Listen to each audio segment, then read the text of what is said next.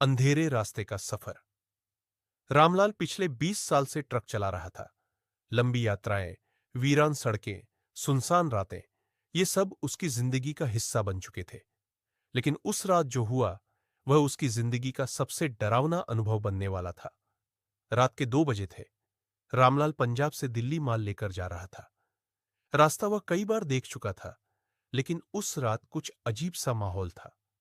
चाँद बादलों के पीछे छुपा था और सड़क पर दूर दूर तक कोई भी गाड़ी नहीं दिख रही थी। मौसम में एक अजीब सी ठंडक थी, जो रेंगती हुई उसकी रीढ़ की हड्डी तक उतर रही थी। बस कुछ ही घंटों की बात है, उसने खुद से कहा और रेडियो चालू कर दिया। लेकिन रेडियो से सिर्फ अजीब सी खरखराहट की आवाज आई। उसने रेडियो बंद कर दिया और सामने ध्यान देने लगा।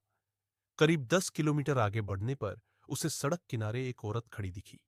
सफेद साड़ी, खुले बाल और हाथ से इशारा करती हुई। रामलाल का दिल जोर से धड़कने लगा।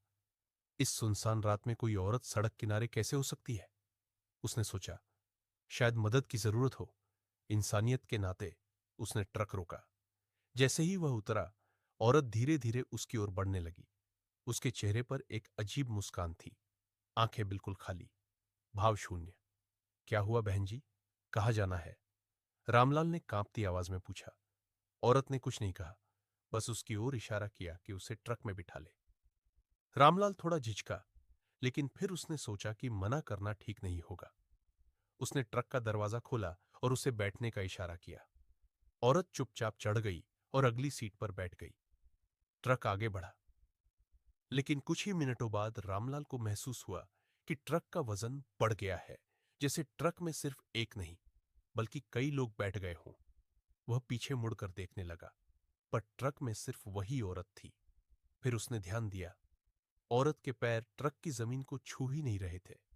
वह हवा में तैरती हुई बैठी थी। रामलाल का शरीर पसीने से भीग गया। उसने पूरा दम लगाकर गाड़ी भगानी शुरू कर दी। उसकी नजरें सामने सड़क पर थीं, लेकिन दिमाग उसी औरत के ख्याल से घिरा था। अचानक औरत ने भयानक आवाज में कहा, रुको। रामलाल ने डर के मारे ब्रेक नहीं लगाया। वह बिना देखे तेजी से गाड़ी चलाता रहा। औरत गुस्से में चिल्लाई, रुको, वरना तुझे भी यहीं छोड़ दूंगी। उसकी आवाज भारी और गूंजती हुई थी, जैसे ट्रक के अंदर बवंडर चल रहा हो। रामलाल ने भगवान का नाम लेना शुरू कर दिया। हे भोलेनाथ, बचा लेना। तभी ट्रक का इंजन अजीब आवाज करने लगा और ट्रक रुक गया। रामलाल ने हिम्मत जुटाकर पीछे देखा। अब ट्रक में दर्जनों साए बैठे थे। उनके चेहरे धुंधले, आंखें लाल